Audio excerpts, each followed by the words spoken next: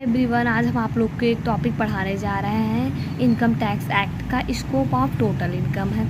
The scope of total income defined in section 5 of the income tax act 1961।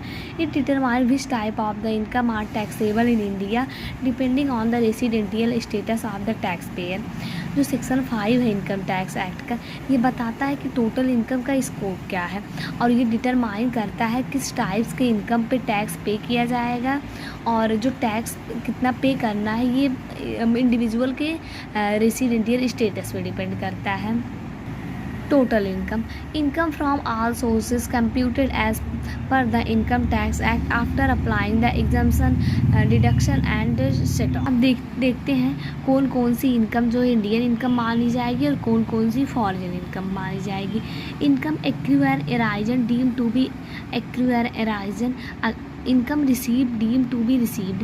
देखो, अगर income जो है आपको कहाँ से राइज हुआ है, इंडिया से, और रिसीव कहाँ से हुआ, इंडिया से, तो वो इनकम इंडियन इनकम मानी जाएगी। अगर मान लीजिए आपको इनकम जो है एराइज या एक्रू हुआ है इंडिया से और रिसीव हुआ है आउटसाइड इंडिया से, तब भी वो इंडियन इनकम मानी जाएगी। अगर जो है आपको इनकम एराइज हुआ है आउटसाइड इंडिया से और इनकम रिसीव हुआ है इंडिया से, तो इंडियन इनकम मानी जाएगी।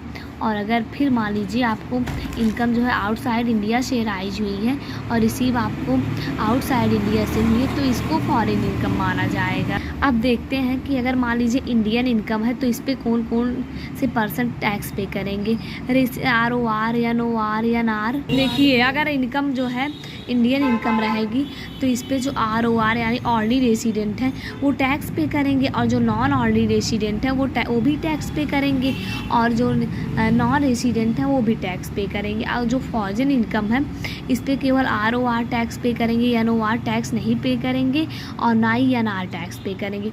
और NOR कब फॉरेन इनकम पे टैक्स पे करेंगे, इनकम आर टैक्सेबल कब, business income, business control from India, अगर जो बिजनेस है वो यहाँ इंडिया से कंट्रोल किया जा रहा है। दूसरा क्या है, प्रोफेशनल इनकम, अगर प्रोफेशनल सेटअप इन इंडिया में। चलिए किसी नेक्स्ट वीडियो में मिलते हैं किसी नए टॉपिक के साथ।